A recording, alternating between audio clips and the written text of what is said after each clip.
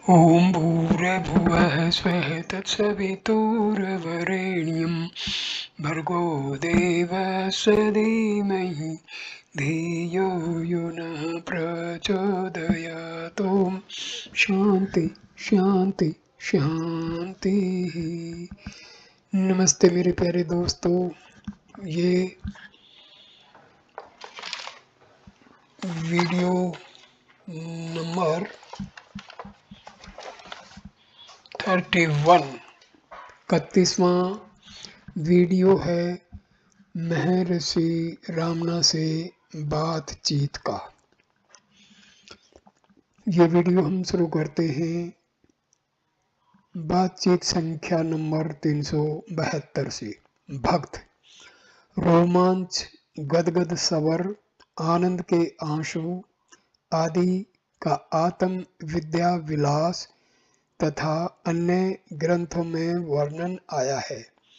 क्या यह समाधि में अथवा पहले अथवा बाद में होते हैं? मैंने कल ही आत्म विद्या विलास पर वीडियो बनाया है। महर्षि, यह सब मन की अत्यंत सूक्ष्म वृत्तियों के लक्षण हैं। बिना द्वैत के यह नहीं रह सकते। समाधि पूर्ण शांति की अवस्था है जहाँ इनके लिए कोई स्थान नहीं। समाधि से बाहर आने पर उस अवस्था की स्मृति से यह लक्षण उदय होते हैं। भक्ति मार्ग में यह समाधि से पहले होते हैं। भक्त, क्या ज्ञान मार्ग में वे इस प्रकार नहीं हैं? महर्षि, संभव है। इस विषय में कुछ निश्चितता नहीं है। यह व्यक्तिगत स्वभाव पर निर्भर है। व्यक्तित्व के पूर्णतया नष्ट होने पर यह लक्षण नहीं रह सकते। यदि व्यक्तित्व का तनिक भी लेस होगा, यह लक्षण प्रकट होंगे। मानिक वचागर तथा अन्य संतों ने इन लक्षणों का वर्णन किया है। उनके अनुसार अश्रुधारा स्वतः ही बिना रुके प्रवाहित होती रहती है। अश्रुओं का भान होते हुए भी वे उनको रोक नहीं सकते। जब मैं विरूपाक्ष गुफा में रहता था तब मुझे भी यही अनुभव हुआ था। भक्त, सुषुप्ति की अवस्था को आनंद का अनुभव कहा गया है, तथापि इसका स्मरण कर रोमांच नहीं होता। समाधि का स्मरण करने पर ऐसा क्यों होता है? महर्षि, समाधि का अर्थ है जागृत अवस्था में सुषुप्ति। जागृत सुषुप्ति आनंद अत्यधिक है तथा अनुभव बहुत स्पष्ट होता है, जबकि सुषुप्ति में यह भिन्न होता है। भक्त, क्या हम ऐसा कह सकते हैं कि सुषुप्ति में न दुख है और न सुख, अर्थात अनुभव निषेधक है न निश्चयात्मक? महर्षि, किंतु स्मृति निश्चयात्मक है। मैं आनंद से सोया, मनुष्य कहता है, इससे निश्चय होता है कि सुषुप्ति में आनंद का अनुभव था। भक्त, क्या केवल दुख के अभाव को आनंद कहते हैं अथवा यह कुछ निश्चयात्मक है? महर्षि, यह निश्चयात्मक है। दुख की निवृत्ति तथा आनंद की प्राप्ति एक साथ होती है। भक्त,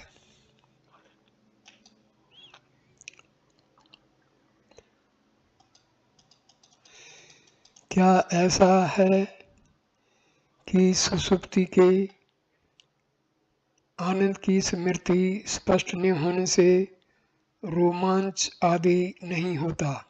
महर्षि, समाधि के अनुभव का पूर्णतया स्पष्ट होता है। समाधि के आनंद का अनुभव पूर्णतया स्पष्ट होता है तथा इसकी स्मृति भी इसी प्रकार होती है, परंतु सुषुप्ति का अनुभव भिन्न प्रकार का है।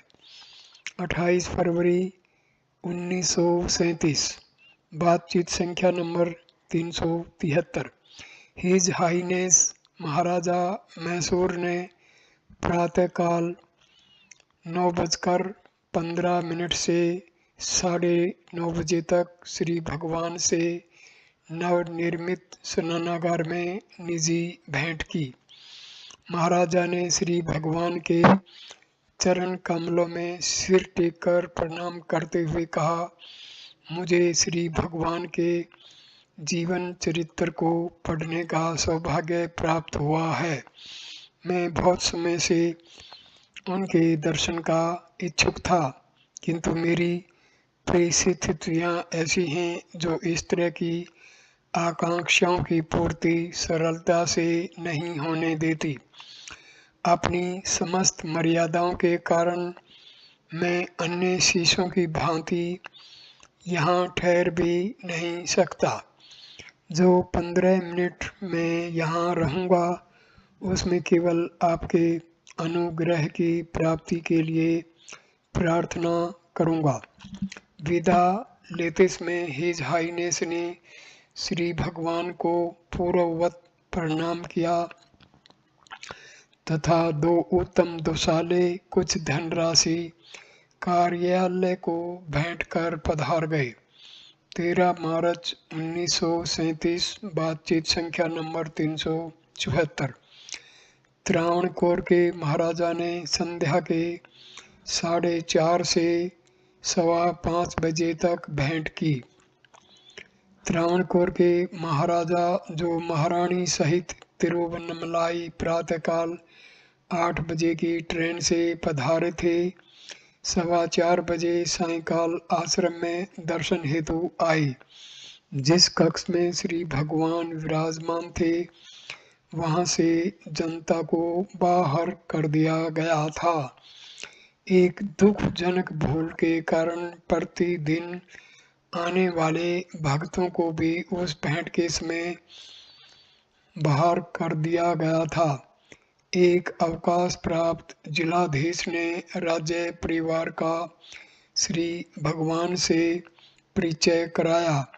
हिज हाईनेस के 2 एडीसी, महाराजा के व्यक्तिगत सचिव, त्रावणकोर राज्य के कुछ अधिकारी तथा मैलापुर के एक वकील उपस्थित थे। चर्चा का प्रारंभ जिलाधीश ने किया, जो मन, ध्यान, साक्षात्कार, सृष्टि का अभिप्राय आदि विशाल विषयों पर चलती रही। महारानी ने अपने संशयों को प्रकट करते हुए कुछ प्रश्न किए, जिन सब का श्री भगवान ने समाधान किया। हिज हाईनेस महाराज ने भी चर्चा में भाग लिया। पूरी वार्ता तमिल तथा मलयालम में हुई।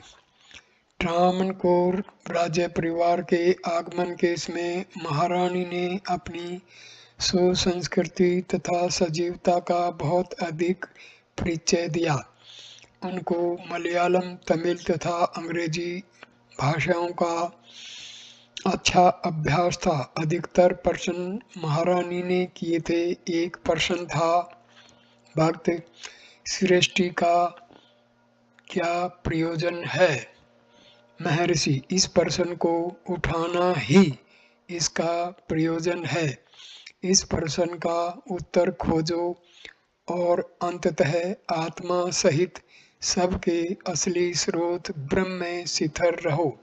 इस खोज की प्रक्रिया का आत्मा अनुसंधान में विलय होगा और खोज तभी समाप्त होगी जबकि अनात्मा विलीन हो जाए एवं शुद्ध एवं दिव्य आत्मा की अनुभूति हो जाए। भक्त, खोज कैसे आरंभ करें? महर्षि, आत्मा सबको स्पष्ट है तथा प्रारंभ भी उसी प्रकार स्पष्ट है। भक्त, प्रगति की जो मेरी अवस्था है उसमें प्रारंभ कहाँ से हो? महर्षि, प्रत्येक व्यक्ति उपासना तथा जप का कोई अभ्यास करता है, यदि उसमें पूर्ण निष्ठा एवं धैर्य के साथ निरंतर लगा रहेगा तो उसे आत्मा की खोज स्वतः ही हो जाएगी। इस वार्तालाप का लेखक उपस्थित नहीं था। उपरोक्त विवरण श्री महर्षि के एक परिचारक से प्राप्त किया गया है। 21 मार्च 1937। बातचीत संख्या नंबर 375। मध्यम उम्र के एक कन्नड़ दर्शक ने अक्रम के संबंध में प्रश्न किया। महर्षि, अहंकार के नष्ट होने के बाद व्यक्ति जो भी कर्म करता है वह अक्रम है। बातचीत संख्या नंबर 376। एक विद्वान तेलुगु दर्शक जिसने श्री भगवान की प्रशंसा में एक भजन बनाया था, पढ़कर सुनाया तथा उसे उनके श्री चरणों में रखकर प्रणाम किया। कुछ समय के बाद उसने उपदेश की आकांक्षा प्रकट की। भक्त, महर्षि, उपदेश सारम में उपदेश का वर्णन है। भक्त, किंतु मौखिक तथा व्यक्तिगत उपदेश मूल्यवान है। महर्षि, यदि कोई नवीन तथा अब तक अज्ञात वस्तु हो तो उपदेश का औचित्य है। यहाँ मन को शांत करना एवं संकल्पों से मुक्त रहना है। भक्त, यह असंभव प्रतीत होता है। महर्षि, किंतु यथार्थतः यही सबकी मूल एवं नित्य अवस्था है। भक्त, हमारे दैनिक जीवन के व्यवहार में इसका अनुभव नहीं होता। महर्षि, दैनिक जीवन शाश्वत अवस्था से पृथक नहीं है। जब तक दैनिक जीवन को आध्यात्मिक जीवन से भिन्न माना जाएगा, यह कठिनाइयाँ उदय होंगी। यदि आध्यात्मिक जीवन को यथार्थतः समझ लिया जाए तो व्यावहारिक जीवन इससे भिन्न नहीं दिखेगा। क्या मन को दृश्य वस्तु मानकर मन द्वारा उसको प्राप्त किया जा सकता है? मानसिक क्रिया के स्रोत को खोजकर उसे प्राप्त करना चाहिए, यही सत्य है। संकल्पों के विघन के कारण व्यक्ति आत्मा को नहीं जानता। जब संकल्पों का शमन हो जाता है तब आत्मा की अनुभूति होती है। भक्त, कोई विरला ही लाखों में एक साधना की पूर्णता तक उसमें लगा रहता है। गीता पाठ 7 श्लोक 3। महर्षि, जब भी चंचल मन इधर उधर भागे उसी अक्षण वही उसे रोको और संयम में करो। गीता पाठ 6 श्लोक 26। उपनिषदों का कथन है, मन सा मन आलोक्य, मन का मन द्वारा दर्शन। भक्त, क्या मन उपाधि है? महर्षि, हाँ।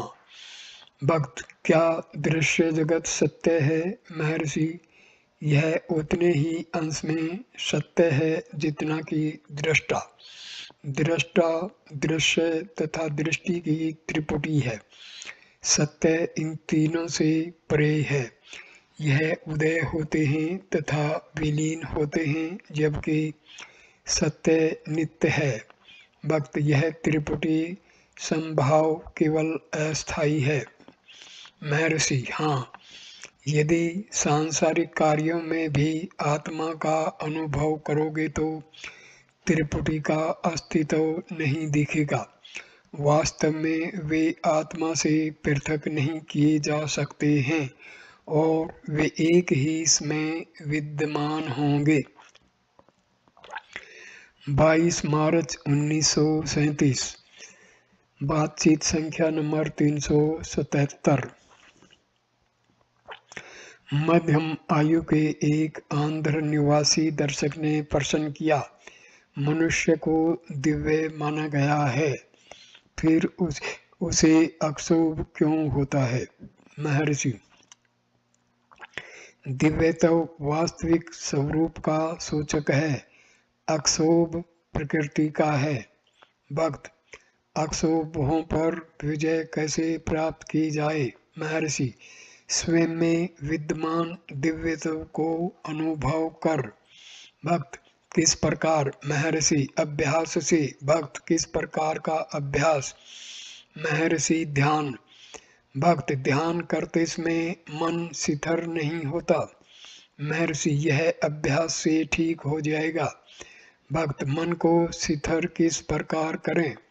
महर्षि, उसे भक्त शक्तिशाली बनाकर। भक्त, उसे शक्तिशाली कैसे बनाएं? महर्षि, सत्संग से वह शक्तिशाली होता है। भक्त, क्या प्रार्थना आदि की आवश्यकता है? महर्षि, हाँ। भक्त, जो अक्षोभ रहित हो उसके लिए क्या निर्देश है? महर्षि, वह पूर्ण योगी है, उसके बारे में कोई प्रश्न नहीं। भक्त, लोग भूकंप, अकाल आदि विपदाओं के उदाहरण देकर ईश्वर का खंडन करते हैं, हम उनके इस तरक का कैसे समाधान करें? महर्षि, उन तर्क करने वालों का आगमन कहाँ से हुआ? भक्त, वे कहते हैं प्रकृति। महर्षि, कुछ उसको प्रकृति कहते हैं, दूसरे ईश्वर। भक्त, क्या संकट काल के लिए कुछ संग्रह कर सकते हैं अथवा आध्यात्मिक उपलब्धियों के लिए संकटग्रस्त जीवन व्यतीत करें? महर्षि, परमात्मा प्रत्येक वस्तु की देखभाल करता है। 27 मार्च 1937। बातचीत संख्या नंबर 378। आंध्रवासी दर्शक से वार्ता के मध्य श्री भगवान ने भगवत गीता के 6 अध्याय का 35वां श्लोक उद्धृत किया। असंशयम महाबाहो मनो दुर्निग्रहं चलम अभ्यासेन तु कौन्तेय वैराग्येण च गृह्यते। हे महाबाहो, निसंदेह मन चंचल और कठिनता से वश में होने वाला है, परंतु हे कुंती पुत्र अर्जुन, मन अभ्यास और वैराग्य से वश में होता है, इसलिए इसको अवश्य वश में करना चाहिए। वैराग्य को स्पष्ट करते हुए श्री भगवान ने पुनः उद्धृत किया, संकल्प प्रभुवान कामांस्त्वक्त्वा सर्वान् वशेषतः मन सेवै इंद्रिय संग्रामं विनियम्यं सम्मततः। 6 पाठ 24वां मंत्र।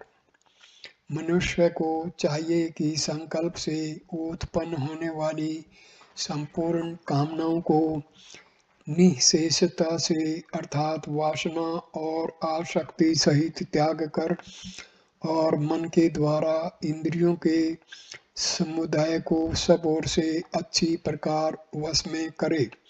अभ्यास पर सैनै सैनै रूपरम भेद बुद्धया धरती गृहीतया आत्म संस्थम मनः कृत्वा ने किंचिदपि चिंतयेत।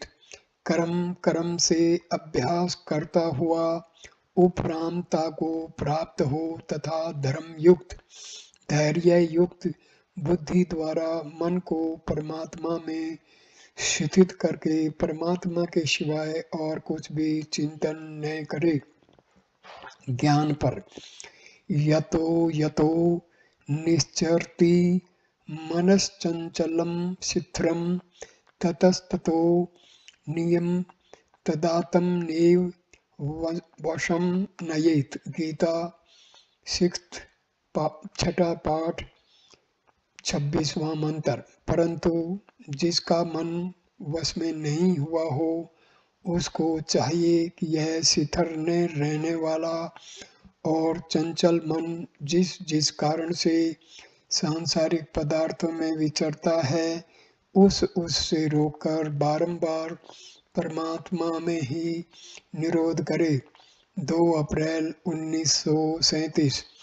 बातचीत संख्या नंबर 379। एक मलयाली सज्जन नीलम्बोर के श्री तिरुमलपाद ने आत्म विद्या का अर्थ पूछा।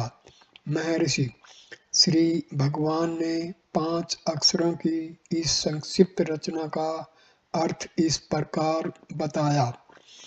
चिदम्बरम नंदनार के नाम से संबंध प्रसिद्ध तीर्थ स्थान है।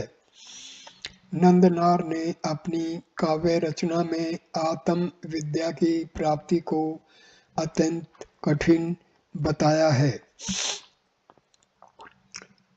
मुरुगनार श्री भगवान के पुराने भक्त ने भिन्न मत व्यक्त करते हुए आत्म विद्या की उपलब्धि को सर्वाधिक सुलभ बताया।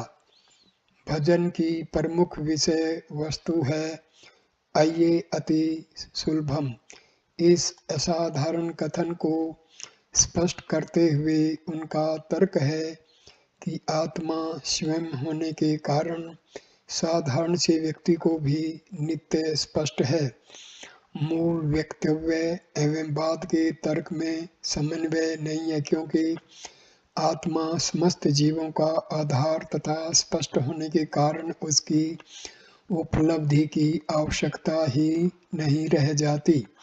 स्वभावतया इस विषय का आगे निरूपण न कर पा सकने के कारण लेखक ने अपनी बनाई 4 पंक्तियां श्री भगवान के समक्ष उनकी पूर्ति हेतु रख दी। श्री भगवान ने शिष्य के कथन के सत्य को स्वीकार किया तथा स्पष्ट किया कि यद्यपि आत्मा स्पष्ट है तथापि गुप्त क्यों है। यह आत्मा का देह आदि से मिथ्या तादात्म्यता के कारण है। भक्त, इस मिथ्या तादात्म्यता का कैसे उदय हुआ। महर्षि, संकल्पों के कारण। यदि संकल्पों का नाश हो जाए तो वास्तविक आत्मा स्वतः ही प्रकाशित होगी। भक्त, इन संकल्पों का नाश किस प्रकार हो। महर्षि, उनके आधार को खोजो। समस्त संकल्प केवल अहम भाव में गुथे हुए हैं, इसको नष्ट कर दो, से सब नष्ट हो जाएगा।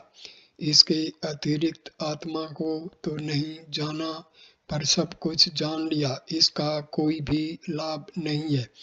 यदि आत्मा को जान लिया तो सब कुछ जान लिया। इसलिए आत्म साक्षात्कार ही मनुष्य का मुख्य एवं एकमात्र कर्तव्य है। भक्त, अहम भाव को कैसे नष्ट करें। महर्षि, यदि इसके स्रोत की खोज करोगे तो यह उदय नहीं होगा और इस प्रकार यह नष्ट हो जाएगा। भक्त, स्रोत को कहाँ तथा किस प्रकार खोजें। महर्षि, वस्तुतः चेतना ही व्यक्तियों का भिन्न भिन्न प्रकार से कार्य करने के योग्य बनाती है। शुद्ध चैतन्य ही आत्मा है। आत्मा की अनुभूति के केवल शांत होना है। भक्त, इससे सुलभ और क्या होगा। महर्षि, इस प्रकार आत्म विद्या की उपलब्धि सर्वाधिक सुलभ है। बातचीत संख्या नंबर 380। एक यूरोपवासी सज्जन ने पूछा, तुम कौन हो। इस प्रश्न का उत्तर आप किस प्रकार देते हैं। महर्षि, स्वयं से प्रश्न करो, मैं कौन हूँ। भक्त, कृपा कर मुझे बताएं, आपने इसका अनुभव किस प्रकार किया। मैं स्वयं यह मालूम नहीं कर पाऊंगा। मैं जीव विज्ञान की शक्तियों का परिणाम है। अंत में मौन हो जाना पड़ता है। मैं जानना चाहता हूँ, महर्षि इसे किस प्रकार अनुभव करते हैं। महर्षि, क्या इसे केवल तर्क द्वारा पाया जाता है? वैज्ञानिक विश्लेषण बुद्धि के कारण होता है। भक्त डॉक्टर जगदीश चंद्र बोस के अनुसार प्रकृति कीड़े अथवा मनुष्य के बीच कोई भी भेद नहीं करती। महर्षि, प्रकृति क्या है? भक्त, यह वह है जिसका अस्तित्व है। महर्षि, अस्तित्व को तुम कैसे जानते हो? भक्त, अपनी इंद्रियों द्वारा। महर्षि, अपनी से तात्पर्य है तुम्हारा अस्तित्व, परंतु तुम दूसरे के अस्तित्व के बारे में कह रहे हो। अपनी इंद्रियां कहने के लिए तुम्हारा होना आवश्यक है। बिना मैं के मेरा नहीं हो सकता। भक्त, मैं एक साधारण जीव हूँ, आप महान गुरु हैं। मैं आपसे पूछने के लिए आया हूँ, यह अस्तित्व क्या वस्तु है? अस्तित्व शब्द में कोई विशेष महत्व नहीं है। उसका अस्तित्व है, मेरा अस्तित्व है, दूसरों का अस्तित्व है, उससे क्या? महर्षि, किसी के भी अस्तित्व को तथ्य रूप में मान लेने से तुम्हारा स्वयं का अस्तित्व प्रकट होता है। अस्तित्व तुम्हारा स्वरूप है। भक्त, किसी भी वस्तु के अस्तित्व के होने में क्या आश्चर्य है? महर्षि, अपने स्वयं के अस्तित्व की अपेक्षा अन्य वस्तु के अस्तित्व का ज्ञान तुम्हें कैसे होता है? भक्त, किसी वस्तु के अस्तित्व के होने में क्या नई बात है? मैं आपकी पुस्तक में पढ़ता हूँ कि जीव को अपने आप से यह प्रश्न पूछना चाहिए कि मैं कौन हूँ। मैं आपसे पूछना चाहता हूँ, आप कौन हैं? मेरा अपना उत्तर मेरे पास है। यदि दूसरा भी यही कहे और लाखों व्यक्ति भी ये ऐसा ही कहें तो आत्मा की संभावना होती है। मैं प्रश्न का स्पष्ट उत्तर चाहता हूँ, केवल शब्द जाल नहीं। महर्षि, इस प्रकार तुम केवल उत्तम संभावनाओं के अक्षेत्र में ही भ्रमण कर रहे हो। भक्त, हाँ, निश्चयात्मक कुछ भी नहीं है। ईश्वर भी पूर्ण निश्चिंतता से प्रमाणित नहीं किया जा सकता। महर्षि, अभी ईश्वर को रहने दो, तुम क्या हो? भक्त, मैं आत्मा की पुष्टि चाहता हूँ। महर्षि, तुम दूसरों से पुष्टि करना चाहते हो। यद्यपि प्रत्येक व्यक्ति को तुम कहकर संबोधित किया जाता है, वह स्वयं को मैं कहता है। पुष्टि केवल मैं से है, तुम कुछ भी नहीं है, सब मैं के अंतर्गत है। आत्मा को स्वीकार करने के पश्चात ही अन्य का जानना संभव है।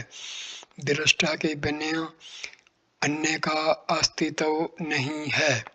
भक्ति, इसमें कुछ नया नहीं है। जब मैं सर सीवी रमन के साथ था तब उन्होंने मुझे बताया था कि गंध का सिद्धांत उनके प्रकाश के सिद्धांत के आधार पर सिद्ध किया जा सकता है। अब गंध को रसायन शास्त्र के आधार पर सिद्ध करना आवश्यक नहीं रहा। अब इसमें कुछ नया है, यह प्रगति है। जब मैं यह कहता हूँ कि उन समस्त व्यक्तियों में जो अब मैं सुन रहा हूँ कुछ नया नहीं है, मेरा यही अभिप्राय है।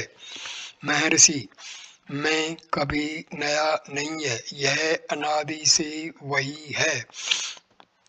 भक्त, क्या आपका आशय यह है कि कुछ प्रगति नहीं है? महर्षि, प्रगति बहिर्मुख मन की अनुभूति है। मन को अंतर्मुख कर आत्मा खोज लेने पर सब कुछ शांत रहता है। भक्त, वैज्ञानिक विषयों का क्या होता है? महर्षि, वे सब आत्मा में लीन हो जाते हैं। आत्मा उनकी पूर्णता है। संध्या के 5 बज गए थे। श्री भगवान कक्ष से चल दिए तथा वह सज्जन स्टेशन के लिए रवाना हो गया। बातचीत संख्या नंबर 381। बंगाली इंजीनियर श्री बोस ने आत्म विद्या के अंतिम श्लोक का आशय पूछा। श्री भगवान ने निम्न प्रकार स्पष्ट किया। महर्षि, जगत प्रतीत होता है, अनुभूति केवल दिखावटी है। इसको रहने के लिए स्थान तथा प्रकाश की आवश्यकता है। मन के उदय होने के साथ ही स्थान तथा प्रकाश उदय होता है। इस प्रकार भौतिक स्थिति तथा प्रकाश मानसिक स्थिति तथा प्रकाश का अंश है। मन भी पूर्ण नहीं है, क्योंकि उसका उदय तथा अस्त होता रहता है। मन का अधिष्ठान आत्मा है, जो प्रत्यक्ष है, अर्थात इसका अस्तित्व तथा स्वप्रकाश स्पष्ट है। यह पूर्ण चैतन्य है, जो सुषुप्ति, जागृत तथा स्वप्न में निरंतर विद्यमान रहता है। संसार में नानात्व है, जो मन का कार्य है।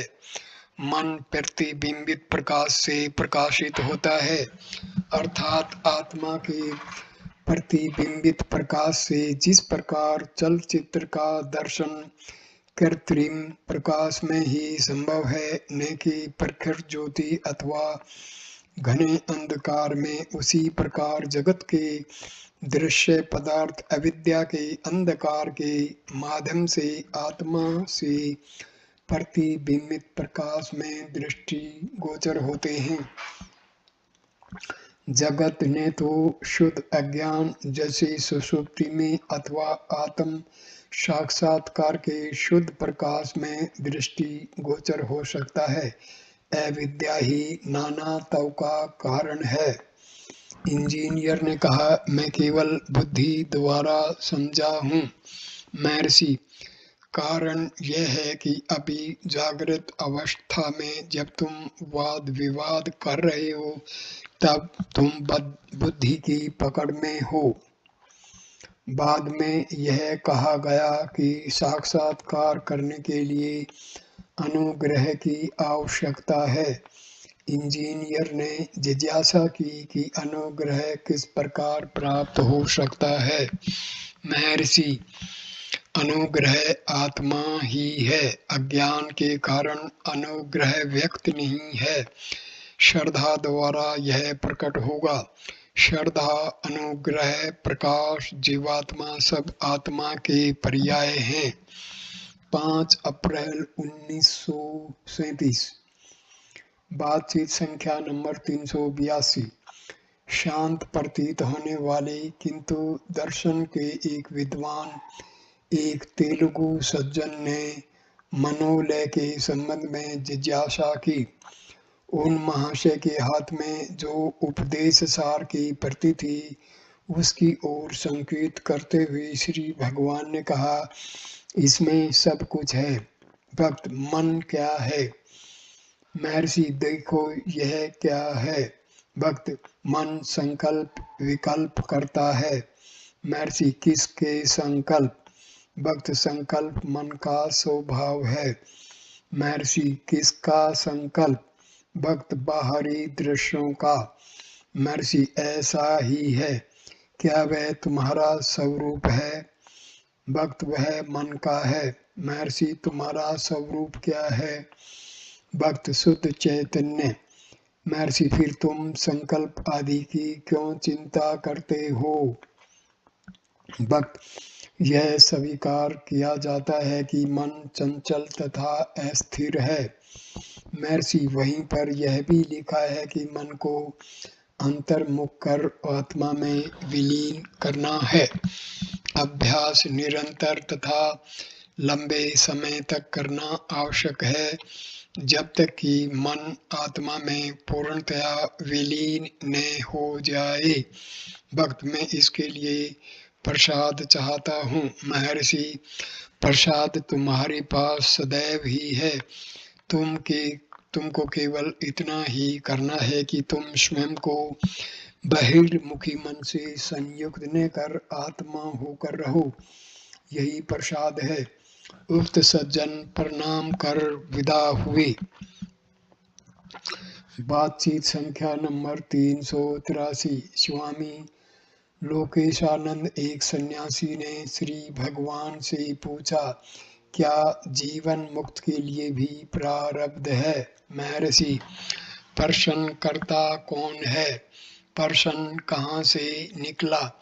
क्या जीवन मुक्त प्रश्न कर रहा है? भक्त, नहीं, मैं अभी तक मुक्त नहीं हुआ। महर्षि, तब जीवन मुक्त को अपने लिए प्रश्न क्यों नहीं करने देते?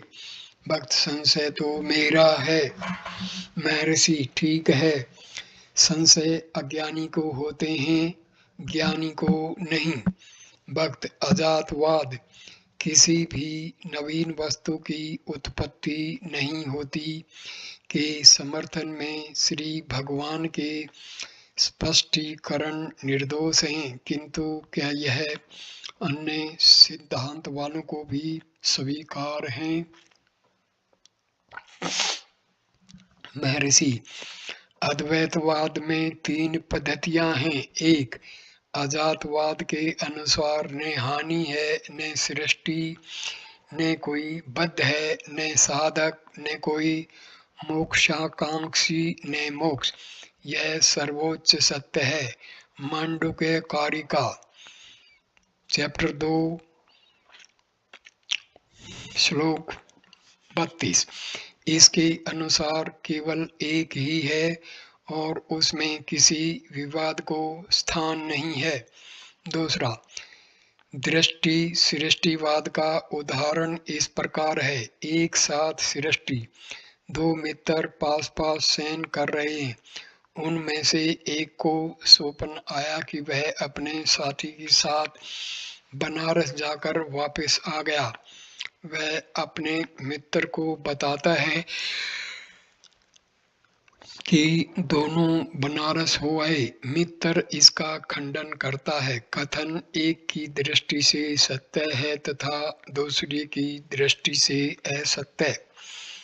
तीसरा, सृष्टि दृष्टिवाद, कर्मा अनुसार सृष्टि तथा उसका ज्ञान स्पष्ट है।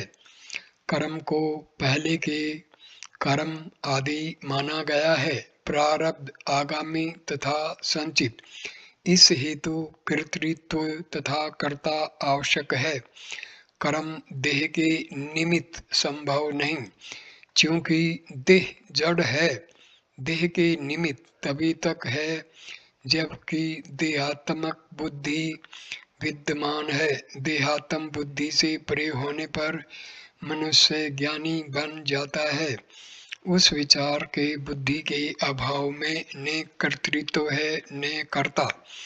अतः ज्ञानी का कोई कर्म नहीं है, यह उसका अनुभव है, अन्यथा वह ज्ञानी नहीं है। तथापि अज्ञानी ज्ञानी को उसकी देह के साथ मिला देते हैं, जबकि ज्ञानी ऐसा नहीं करता। इसलिए अज्ञानी ज्ञानी को कर्म करते हुए देखता है, क्योंकि उसकी देह सक्रिय दृष्टि गोचर होती है। इस कारण वह प्रश्न करता है कि ज्ञानी प्रारब्ध से प्रभावित नहीं होता है। शास्त्रानुसार ज्ञान वह अग्नि है जो समस्त कर्मों को भस्म कर देती है। सर्व की व्याख्या 2 प्रकार से की गई है। एक, प्रारब्ध सहित तथा 2, प्रारब्ध रहित। प्रथम आशय के अनुसार किसी व्यक्ति का देहांत हो गया हो तथा उसके 3 पत्नियां हों तो प्रश्न उठेगा, क्या उनमें से 2 को तो विधवा की संज्ञा दी जा सकती है, किंतु तीसरी को नहीं? सभी विधवा हैं। प्रारब्ध आगामी तथा संचित के साथ भी ऐसा ही है। जब कोई कर्ता नहीं है तो इनमें से कोई भी और अधिक टिक नहीं सकता। दूसरा स्पष्टीकरण प्रश्नकर्ता के संतोष हेतु दिया जाता है। ऐसा कहा जाता है कि प्रारब्ध को अकेला छोड़कर समस्त कर्म दग्ध हो जाते हैं। देह जिन कर्मों के कारण उत्पन्न हुई है उनको करती रहती है, यही प्रारब्ध है। किंतु ज्ञानी के दृष्टिकोण से केवल आत्मा ही इन रूपों में प्रकट होती है।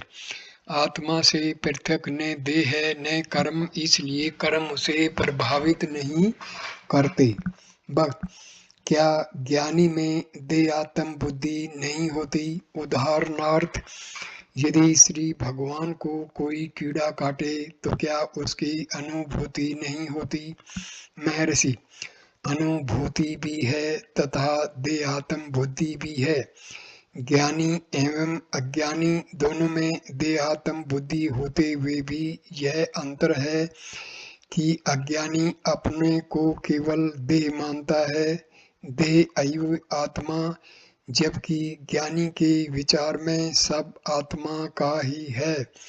आत्मा मयम सर्वम, अथवा यह सब ब्रह्म है। सर्वम खल्विदम ब्रह्म, यदि पीड़ा हो तो हो, यह भी आत्मा का अंश है। आत्मा पूर्ण है। अब ज्ञानी के कर्म के विषय में वे केवल तथा कथित हैं, क्योंकि वे निष्फल हैं। सामान्यतया कर्म संस्कार बनकर व्यक्ति में अंतर्मुख हो जाते हैं। यह तभी तक होता है जब तक कि मन फलप्रद होता है। जैसे अज्ञानी को ज्ञानी का मन केवल काल्पनिक है, वह पहले ही मन से परे हो चुका है। उसके दिखने वाले कर्मों के कारण उसके मन का केवल अनुमान ही संभव है। उसका मन अज्ञानी के मन की तरह फलप्रद नहीं है। इस कारण यह कहते हैं कि ज्ञानी का मन ब्रह्म है। वास्तव में ब्रह्म ज्ञानी के मन के अतिरिक्त कुछ भी नहीं है। उस भूमि में वासनाएं फलप्रद नहीं हो सकती। उसका मन बंजर है, वासनाओं आदि से मुक्त है। तथापि चूंकि ज्ञानी का भी प्रारब्ध होना स्वीकार किया गया है, अतः वासनाओं का होना भी मानना होगा।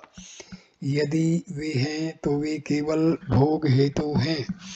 आशय यह है कि वासनाएं दो प्रकार से फल देती हैं, एक फल भोगने हेतु तथा दूसरी भविष्य में होने वाले जन्मों में बाद में अभिव्यक्त होने के लिए मन पर संस्कार छोड़ जाती हैं। ज्ञानी का मन बंजर होने से कर्म के बीज को ग्रहण नहीं कर सकता। उसकी वासनाएं केवल भोग हेतु कर्मों में ही समाप्त हो जाती हैं। वास्तव में वह अज्ञानी की दृष्टि में ही कर्म करते दिखता है। वह कर्म रहित ही रहता है। उसे देह का आत्मा से पृथक होने का भान नहीं है। उसके लिए मुक्ति अथवा बंधन किस प्रकार हो सकता है? वह दोनों से परे है। वह न तो अभी कर्म से बंधा है न कर्म हो कभी होगा। उसके अनुसार न कोई जीवन मुक्त है न विदेही मुक्त। भक्त इस सबसे ऐसा दिखता है कि वह ज्ञानी जिसने समस्त वासनाओं को भस्म कर दिया है वह श्रेष्ठ है, एवं वह जड़ अथवा पाषाण के समान निष्क्रिय रहेगा। महर्षि, नहीं, यह आवश्यक नहीं। वासनाएं उसे प्रभावित नहीं करती। क्या यह स्वयं वासना ही नहीं है कि कोई जड़ अथवा पाषाण के समान रहता है? वह सहज अवस्था है। बातचीत संख्या नंबर 384। वार्ता में वासनाओं की चर्चा आई। श्री भगवान ने बताया कि सुवासनाएं तथा कुवासनाएं सहगामी हैं, एक दूसरी के बिना नहीं रह सकती। इस प्रकार की वासनाओं की प्रधानता हो, यह हो सकता है। सुवासनाएं बढ़ाई जाती हैं तथा अंततः उन्हें भी ज्ञान द्वारा नष्ट करना आवश्यक है। विलक्षण प्रतिभाशाली एक युवक की चर्चा की गई। श्री भगवान ने कहा, उसमें पूर्व जन्म के संस्कार प्रबल थे। भक्ति विख्यात संतों को उद्धृत कर देने की योग्यता के रूप में वह किस प्रकार अभिव्यक्त होता है? क्या यह वासना केवल बीज रूप में है? महर्षि, हाँ, पूर्व अर्जित ज्ञान जो संग्रहित है उसे ही संस्कार कहते हैं। यह वह अनुकूल वातावरण में अभिव्यक्त होता है। प्रबल संस्कारवान व्यक्ति निर्बल संस्कार अथवा बिना संस्कार व्यक्ति की अपेक्षा विषय को अपने समक्ष आने पर शीघ्र ही समझा लेता है। भक्त, क्या यह बात आविष्कारकों के लिए भी इसी प्रकार है? महर्षि, जगत में कुछ भी नवीन नहीं है। जिन्हें हम आविष्कार अथवा खोज कहते हैं वे विचाराधीन दिशा में प्रबल संस्कारवान समर्थ व्यक्तियों द्वारा केवल फिर से खोज करना है। भक्त, क्या न्यूटन, आइंस्टीन आदि के साथ भी ऐसा ही है? महर्षि, हाँ, ऐसा ही है। किंतु संस्कार कितने भी प्रबल क्यों न हों, मन के निश्चल एवं शांत हुए बिना अभिव्यक्त नहीं होंगे। यह सबके अनुभव की बात है कि स्मृति को जागृत करने के उसके प्रयास सफल नहीं होते, परंतु जब वह शांत एवं निश्चल है तथा मन में कुछ चमक होती है, भूली हुई वस्तुओं के स्मरण करने के लिए भी मन का शांत होने आवश्यक है। तथा कथित प्रतिभा वह है जो व्यक्ति द्वारा पूर्व जन्मों में कठिन परिश्रम से ज्ञान का अर्जन कर संस्कार के रूप में संचित की हुई है। अब वह अपने मन को एकाग्र करता है जब तक कि वह उस विषय में विलीन न हो जाए। उस निश्चलता में विलीन हुए विचार बाहर प्रकाशित होते हैं। इसके लिए अनुकूल परिस्थितियों की भी आवश्यकता है। 6 अप्रैल 1937, बातचीत संख्या नंबर 385। वार्ता के मध्य एक आंध्रवासी सज्जन श्री वेंकटराव से श्री भगवान ने कहा, जब तक तुम ज्ञान प्राप्त न कर लो, तुम ज्ञानी की अवस्था नहीं जान सकते हो। ईश्वर के कार्य एवं शेष के संबंध में प्रश्न पूछने से कोई लाभ नहीं है। कुछ व्यक्ति प्रश्न करते हैं कि दारुक वन में शिव ने विवस्त्र प्रवेश कर ऋषि पत्नियों का सतीत्व नष्ट क्यों किया? जिन पुराणों में इस कथा का वर्णन है उन्हीं में दूध के समुद्र मंथन के अवसर पर देवताओं एवं संसार की रक्षा हेतु शिव के हलाहल विषपान की कथा का भी वर्णन है। जिसने हलाहल विष से जगत की रक्षा की तथा ऋषियों का उद्धार किया, वही उनकी स्त्रियों में नग्न विचरण करते हैं। उनके कार्य सामान्य बुद्धिजीवियों के लिए अबोध्य हैं। ज्ञानी अथवा ईश्वर को जानने के लिए ज्ञानी होना आवश्यक है। भक्त, क्या हमें ज्ञानी का व्यवहार सीखकर उनका अनुकरण नहीं करना चाहिए? महर्षि, इससे कोई लाभ नहीं। वासनाएं 4 प्रकार की हैं, एक शुद्ध, दूसरी मलिन, तीसरी मध्य तथा चौथी सत्य। यह ज्ञानियों के वरिष्ठ, वरीय, वर तथा वित्त के अनुसार हैं। इनके फल 3 प्रकार से प्राप्त किए जाते हैं, एक स्वेच्छा, दूसरा परेच्छा, तीसरा अनिच्छा।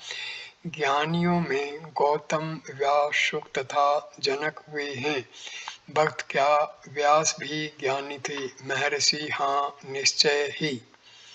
भक्त तब फिर स्नान करती हुई दिव्य लोक की सुंदरियों ने व्यास के अपने सामने उपस्थित होने पर वस्त्र क्यों धारण कर लिए, जबकि शुक के आगमन पर ऐसा नहीं किया। महर्षि, उन्हीं व्यास ने शुक को जनक के पास उपदेश प्राप्त करने हेतु भेजा था। जनक ने शुक की परीक्षा की तथा अंततः व्यास की महानता से संतुष्ट होकर शुक ने वहां से प्रस्थान किया। भक्त, क्या ज्ञान तथा अरुधा तमिल शब्द एक ही हैं? महर्षि, ऐसा ही है। भक्त, भक्ति तथा ज्ञान में क्या संबंध है? महर्षि, शाश्वत अखंड सहज अवस्था ज्ञान है। क्या इसमें आत्मा प्रेम ध्वनित नहीं होता?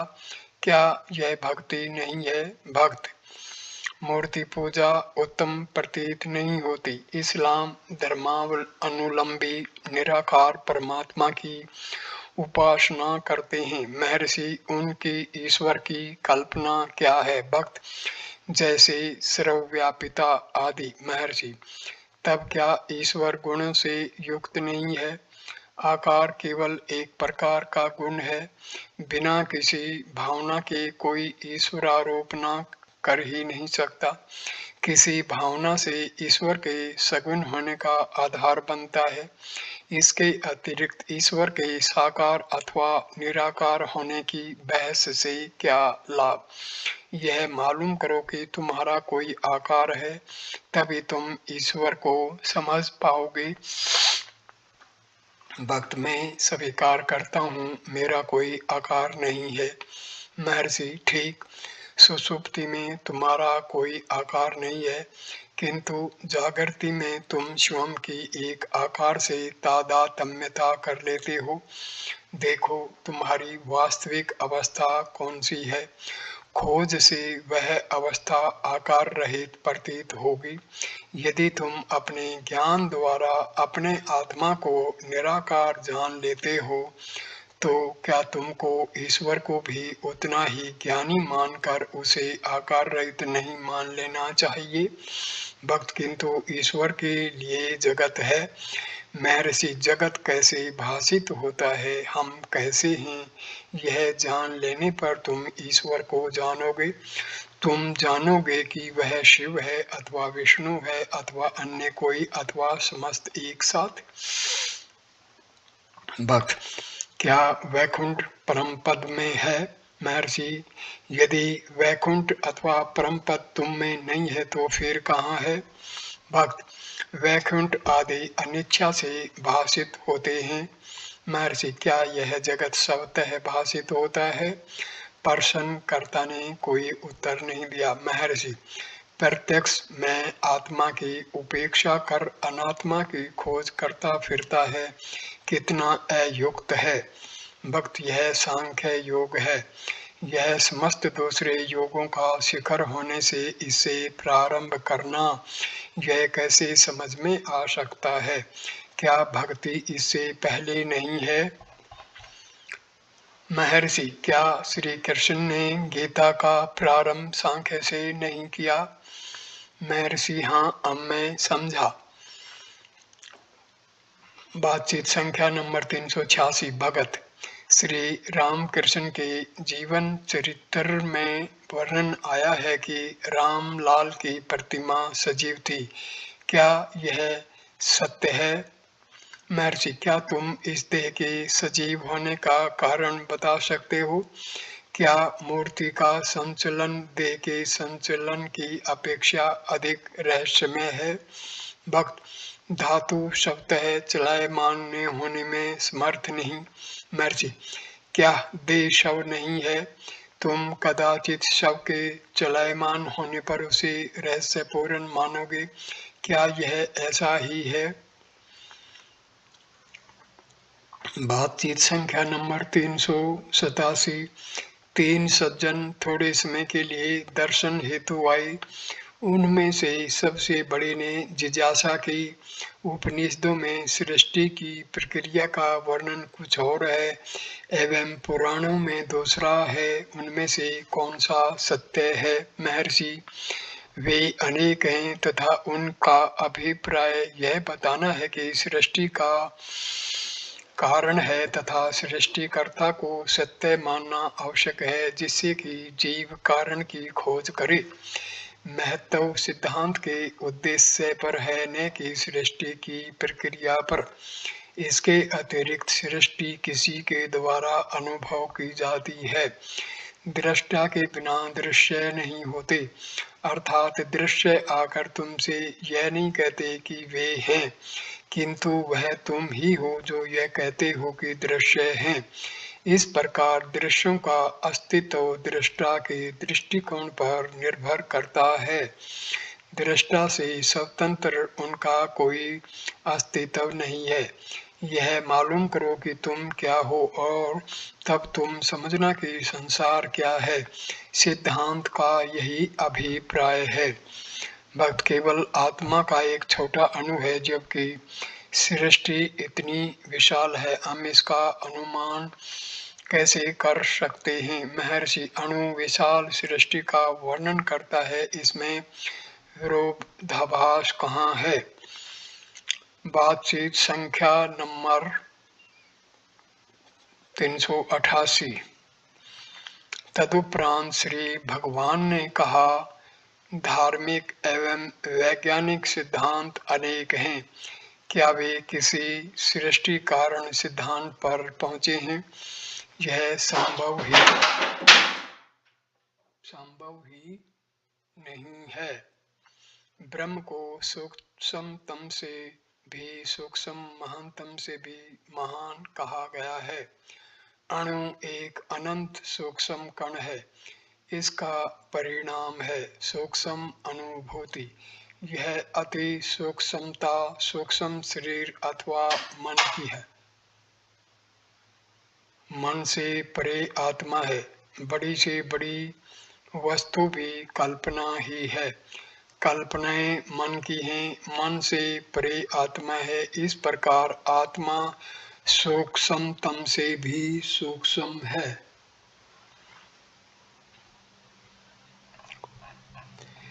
सृष्टि के उत्पन्न होने के कितने भी सिद्धांत हों, उन सब का विस्तार बाहर ही है।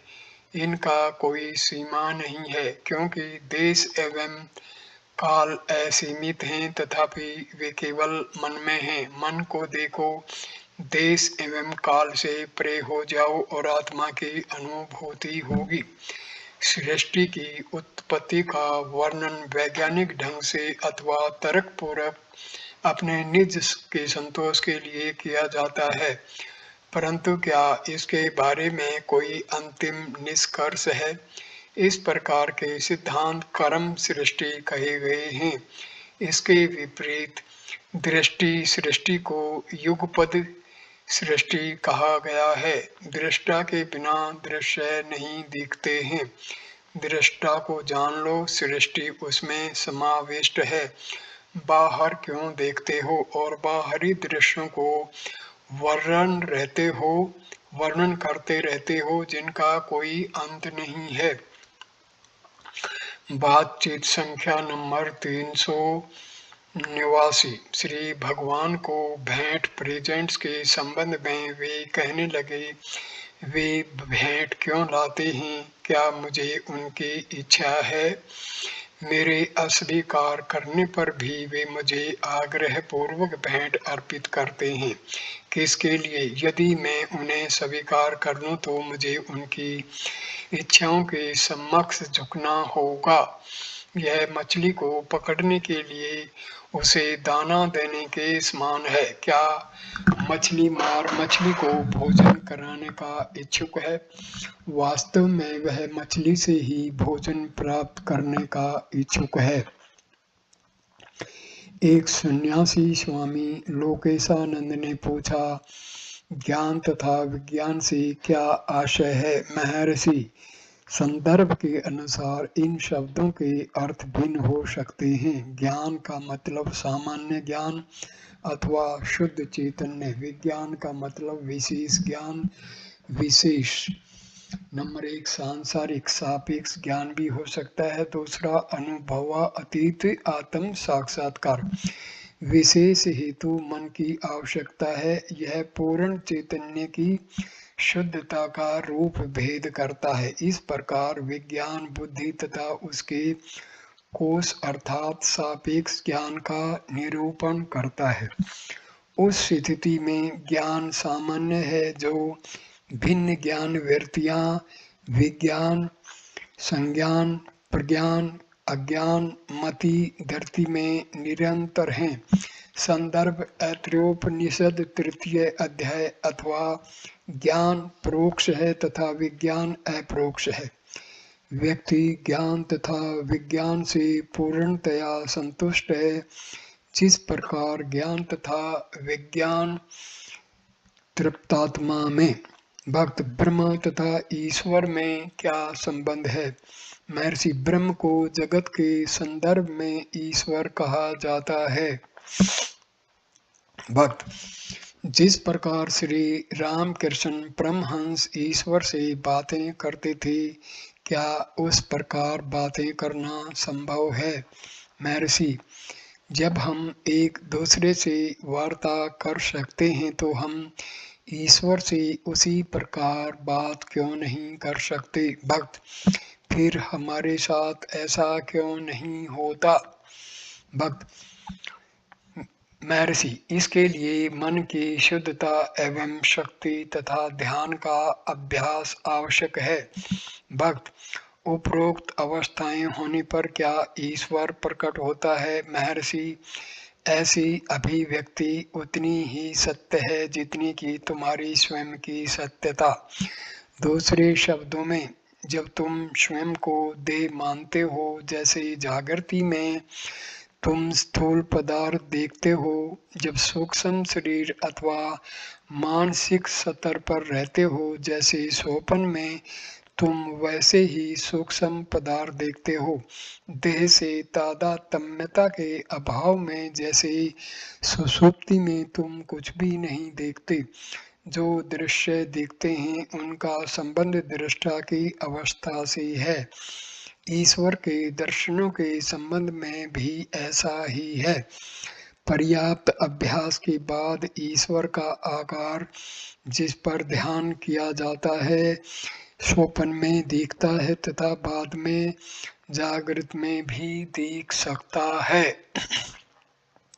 भक्त क्या ईश्वर साक्षात्कार की यही अवस्था है?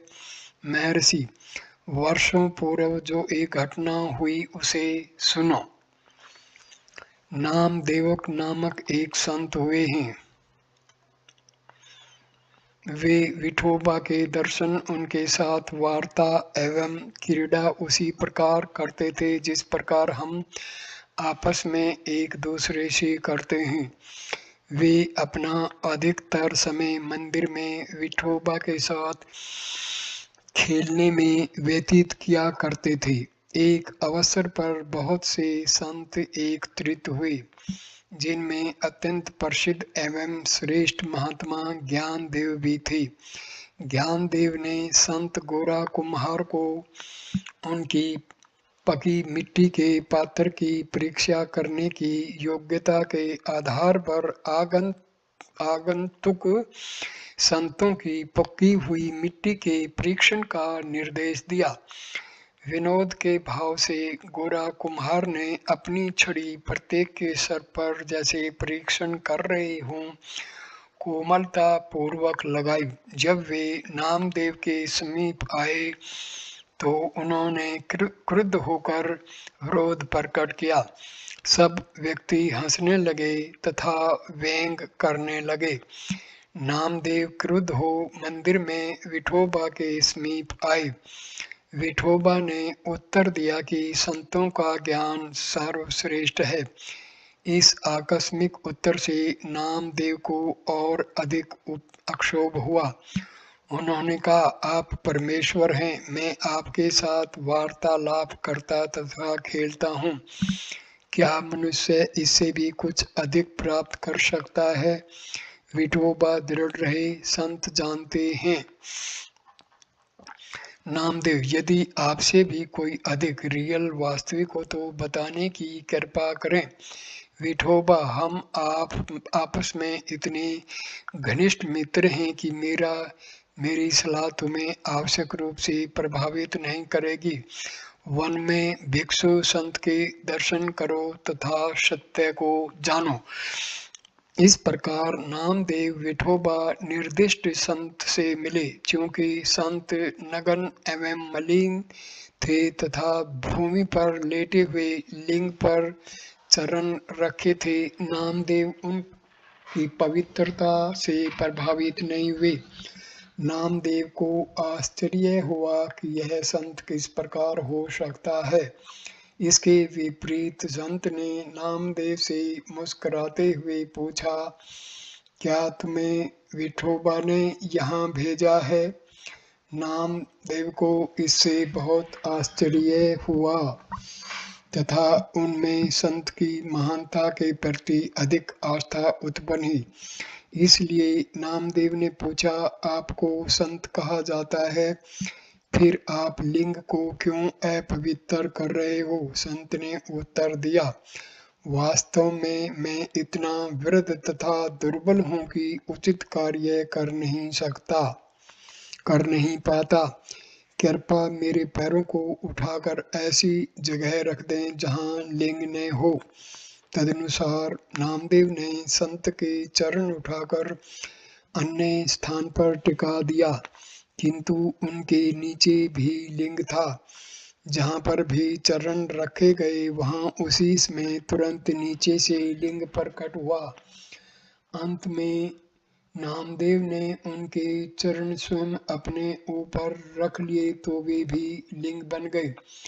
तब नामदेव को यह बोध हुआ कि परमात्मा सर्वव्यापी है तथा इस सत्य को जानकर वे वहां से विदा हुए। घर आकर वे कई दिन तक देव मंदिर नहीं गए।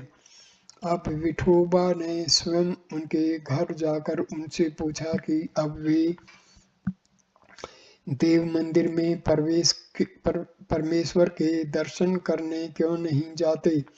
नामदेव का उत्तर था, क्या कोई स्थान ऐसा है जहाँ परमेश्वर न हो? कथा का आशय स्पष्ट है। ईश्वर के दर्शनों का स्थान आत्म साक्षात्कार की भूमिका से नीचे है। बातचीत संख्या नंबर 390। भक्त, जब मैं श्री भगवान की पुस्तकों का अध्ययन करता हूँ तो मुझे ज्ञात होता है कि साक्षात्कार की एक पद्धति अनुसंधान है। महर्षि, हाँ, वह विचार है। भक्त, वह कैसे किया जाए? महर्षि, प्रश्नकर्ता को अपनी आत्मा का अस्तित्व स्वीकार करना होगा। मैं हूँ ही साक्षात्कार है। साक्षात्कार की अवस्था तक निरंतर साधनारत रहना ही विचार है। विचार तथा साक्षात्कार एक ही हैं। भक्त, यह भ्रांति जनक है। मैं ध्यान किस पर करूं? महर्षि, ध्यान हेतु किसी दृश्य की आवश्यकता है, जबकि विचार में दृष्टा ही दृश्य नहीं, दृष्टा ही है, दृश्य नहीं। विचार और ध्यान में यही अंतर है।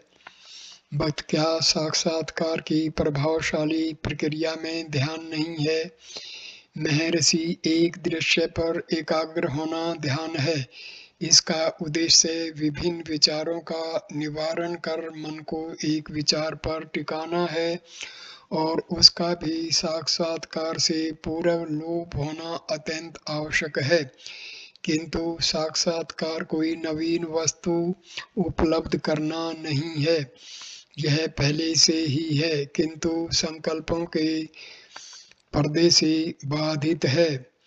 हमारे समस्त साधनों का उद्देश्य इस पर्दे को हटाना है, तब साक्षात्कार प्रकट होता है। यदि वास्तविक जिज्ञासा को ध्यान का परामर्श दिया जाता है तो अनेक परामर्श से संतुष्ट होकर जा सकते हैं, किंतु उनमें से कुछ व्यक्ति उलटकर प्रश्न कर सकते हैं, क्या किसी दृश्य पर ध्यान करने वाला मैं कौन हूँ? ऐसे व्यक्ति को आत्मा को खोजने का निर्देश देना होता है। यही अंतिम निष्कर्ष है, यही विचार है। भक्त, क्या ध्यान के अभाव में विचार ही पर्याप्त होगा? महर्षि, विचार प्रक्रिया तथा लक्ष्य भी है। मैं हूँ लक्ष्य है तथा अंतिम सत्य भी। प्रयास सहित इस पर टिकना ही विचार है। जब यह स्वतः तथा स्वाभाविक हो, यह साक्षात्कार है। बातचीत संख्या नंबर 391। उसी सन्यासी दर्शक स्वामी लोकेशानंद ने समाधि के संबंध में जिज्ञासा की। महर्षि, नंबर 1 सत्य पर टिकना समाधि है। दूसरा, प्रयास सहित सत्य पर टिकना सविकल्प समाधि है। तीसरा, सत्य में विलीन हो जगत के बोध से रहित रहना निर्विकल्प समाधि है। चौथा, अज्ञान में विलीन हो जगत के बोध से रहित रहना सुषुप्ति है। सिर झुक जाता है जो समाधि में नहीं होता। पांचवा, असली शुद्ध सहज अवस्था में बिना प्रयास के रहना सहज निर्विकल्प समाधि है। भक्त, ऐसा कहा जाता है कि 21 दिन तक निर्विकल्प समाधि में रहने से देह निश्चय ही छूट जाती है। महर्षि, समाधि से तात्पर्य देहात्म बुद्धि से परे होना है तथा देह का आत्मा से तादात्म्य में होना पूर्व निश्चित है। कहा जाता है कि ऐसे व्यक्ति भी हैं जो 1 सहस्र वर्ष तक, इससे भी अधिक समय तक निर्विकल्प समाधि में निमग्न रहे हैं। बातचीत संख्या नंबर 392। स्वामी लोकेशानंद ने पुनः कुछ प्रश्न किए। भक्त, ऐसा मत है कि साक्षात्कार से पूर्व कुंडलिनी को जगाना आवश्यक है तथा उसकी जागृति देह को उष्णता प्रदान करती है। क्या ऐसा ही है? महर्षि, योगी उसे कुंडलिनी शक्ति कहते हैं। यही भक्तों की भगवताकार वृत्ति तथा ज्ञानियों की ब्रह्माकार वृत्ति है। यह साक्षात्कार की प्रारंभिक आवश्यक अवस्था है। जो संवेदना उत्पन्न होती है उसे उषण कह सकते हैं। भक्त, कुंडलिनी को सर्प के आकार का कहते हैं, किंतु वृत्तियां ऐसी नहीं हो सकती। महर्षि, ज्ञान मार्ग की कुंडलिनी को हृदय कहते हैं, जिसका नाड़ियों के समूह सर्प के आकार एवं कमल की कली आदि के रूप में भी वर्णन किया गया है। भक्त, क्या यह हृदय वही है जो शारीरिक हृदय है? महर्षि, नहीं। श्री रमण गीता में इसको मैं भाव का मूल निर्धारित किया गया है। भक्त, परंतु मैंने पढ़ा है यह वृक्ष के दाहिनी ओर है। महर्षि, इस सब का आशय भावना को बल प्रदान करना है। षड चक्कर तथा अनेक आंतरिक तथा बाह्य लक्ष्यों के संबंध में पुस्तकें हैं। हृदय का विवरण भी अनेक लक्ष्यों में से एक है, परंतु यह आवश्यक नहीं है। यह केवल मैं भाव का स्रोत है, यही अंतिम सत्य है। भक्त, क्या हम इसे अंतःकरणों का स्रोत मान सकते हैं? महर्षि, अंतःकरणों का वर्गीकरण 5 में किया गया है। नंबर 1 ज्ञान, नंबर 2 मन, नंबर 3 बुद्धि, नंबर 4 चित्त तथा नंबर 5 अहंकार। कुछ के अनुसार केवल बाद के 4 हैं, कुछ के मत से केवल 2 हैं, मन तथा अहंकार। और भी मत हैं कि अंतःकरण केवल एक है जिसकी विभिन्न क्रियाएं उसे विभिन्न रूपों में भाषित कराती हैं और इसलिए उसके भिन्न नाम हैं। इस प्रकार हृदय अंतःकरणों का स्रोत है।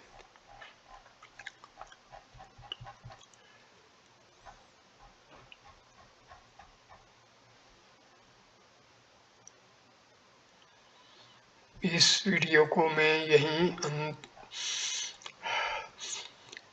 विराम देता हूँ। वीडियो देखने के लिए धन्यवाद मेरे दोस्तों। इस वीडियो को लाइक करना, कमेंट करना, शेयर करना और चैनल को सब्सक्राइब कर देना। नमस्ते, नमस्कार।